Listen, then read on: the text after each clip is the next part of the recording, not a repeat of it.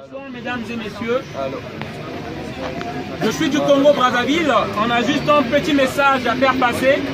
Je suis militant politique. Voilà, j'ai un petit message à passer concernant l'immigration. Concernant la France-Afrique. Voilà.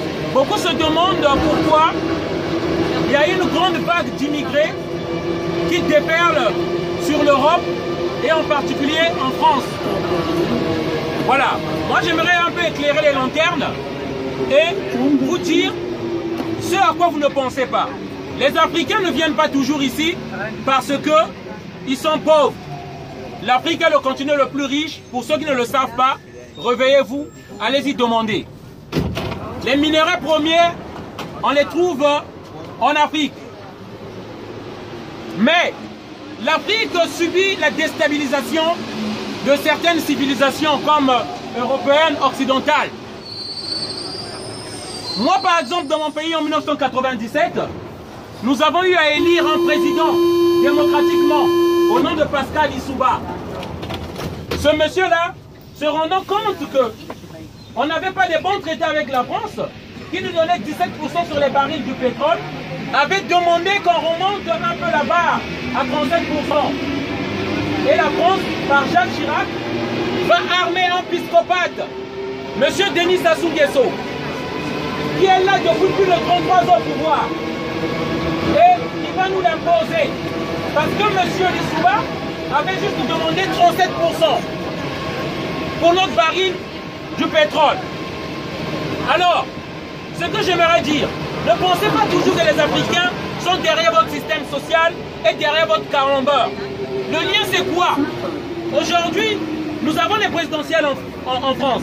J'attire l'attention, faites attention qui vous allez voter. Les gens comme les Manuel Valls ont été dans ce système-là, la France-Afrique, qui consiste à nous imposer les dictateurs. Ils se font amis des dictateurs pour avoir des mallettes d'argent. Les gens comme les Nicolas Sarkozy ont fait partie du système.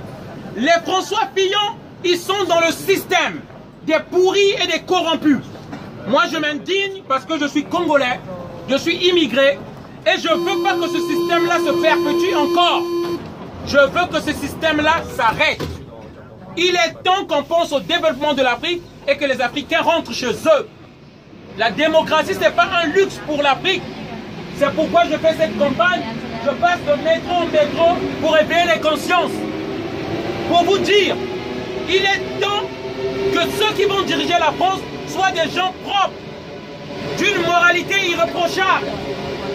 Et je me lèverai, je ne m'affaturerai jamais. On est désormais debout. Et nous demandons à M. Macron de nous dire sa politique envers l'Afrique, et en particulier envers mon pays, le Congo-Brazzaville, où il y a un dictateur que la France nous a imposé, ça fait 33 ans. Il y a un Français au nom de Modeste Mboukadia, né français, qui est en train de mourir dans les prisons du dictateur au Congo-Brazzaville. Et la France n'en parle pas au nom de ses intérêts. Voilà. Nous avons pensé que la France est un pays de liberté. Nous avons pensé que la France est un pays de droits de l'homme. Il y a un Français qui est en train de mourir. Pourquoi on n'en parle pas? Parce qu'il est noir. Voilà. Je m'indigne. Et je crierai, je ne me fatiguerai pas. Voilà. Aujourd'hui, la personne que je trouve un peu cohérente, qui dit que pour éviter l'immigration, arrêtez les guerres. Arrêtez de faire des contrats illégaux. C'est Mélenchon qui le dit. Et les autres, c'est du blabla pour arrêter l'immigration. Arrêtez les guerres, arrêtez les contrats illégaux avec les pays comme le mien. Et vous verrez que l'immigration va s'arrêter. Moi, je veux rentrer chez moi. Il faut juste qu'on me mette la démocratie et je rentrerai chez moi. Et ce luxe-là, la France pense que ce n'est pas pour les Africains. Voilà, c'est le message que je tenais à faire passer ce soir. Désolé du dérangement.